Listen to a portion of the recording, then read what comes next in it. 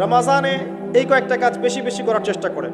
এক নাম্বার, প্রথম কাজ 5 ওয়াক্ত সালাত জামাতে পড়ার চেষ্টা করেন। পারা যাবে ইনশাআল্লাহ?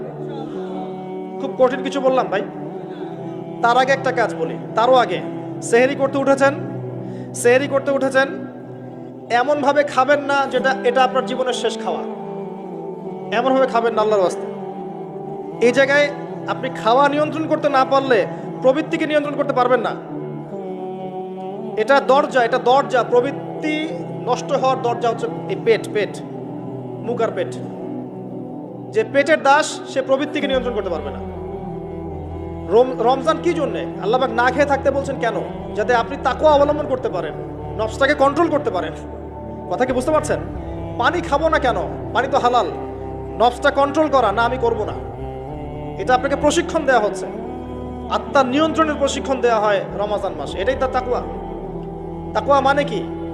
এই যে একটা মরুভূমি মনে করেন, বা সমুদ্রের বীচ মনে করেন, কক্সবাজার সমুদ্রের বীচ, এখানে অনেকগুলো কাঁচের টুকরা রাখা আছে, কাঁচের টুকরা ফেলে দেওয়া আছে। আপনি হেঁটে হেঁটে যাচ্ছেন, পা ফেলছেন, টিপে পা ফেলছেন, এখানে একটা, ওখানে একটা। এটা তাকওয়া। এইভাবে চলার নাম তাকওয়া। এটা এক্সাম্পল। সেহরি এত বেশি খায়েন না যেটা মনে হয় আপনার জীবনের লাস্ট খাওয়া, এমনটা খায়েন না। এরপরে 5 ওয়াক্ত নামাজ চেষ্টা করেন জামাতে পড়ার জন্য। যদি জামাত মিস হয়ে যায়, নামাজ ছেড়ে দিবেন না, বাসায় পড়বেন।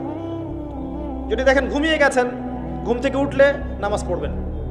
যদি দেখেন ভুলে গেছেন, যখনই মনে হবে তখনই পড়বেন, নামাজ ছাড়বেন না। পারা যাবে ইনশাআল্লাহ? যুব সমাজকে বলবো, যাই করো তোমরা যা কিছুই করো না, 5 ওয়াক্ত নামাজ ছেড়ো না। 5 ওয়াক্ত নামাজ তোমাদেরকে যে কোনো পাপ থেকে ফিরিয়ে নিয়ে আসবে ইনশাআল্লাহ। এই যুবকদের মাঝে অনেক যুবক আছে এখনো বসে এই পৃথিবীতে, যাদের মধ্য থেকে আল্লাহ পাক দিনের বড় বড় খাদেম বের করবেন ইনশাআল্লাহ। কাদেরকে বের করবেন? যাদের অন্তরে আল্লাহ পাক স্বচ্ছতা দেখবেন, পবিত্রতা দেখবেন, এদেরকে বের করবেন। এমন অনেক মানুষ ছিল যারা মিউজিক করতো, ছেড়ে দিয়ে ইসলামের খেদমত করছে। এমন অনেক মানুষ ছিল যারা জেনা করেছে, পরে ফিরে এসে আল্লাহর দিনে দায়ী হয়েছে। এমন অনেক মানুষ আছে যারা বড় বড় কবিরা গুনাহ করেছে, পরে তওবা করে ফিরে এসে আল্লাহর দিনের খেদমত করছে, আছে না? এই মানুষগুলোকে আল্লাহ পাক হেদায়েত দিলেন কেন? উত্তর, তাদের কলবটা ছিল পরিচ্ছন্ন, সৎ অন্তর ছিল, আল্লাহর ভয় ছিল মনের মধ্যে। আল্লাহর ভয় থাকে, ফিরে আসবে ইনশাআল্লাহ। আমরা দোয়া করি আল্লাহ পাক তাদেরকে ফিরিয়ে দেখ। আমিন।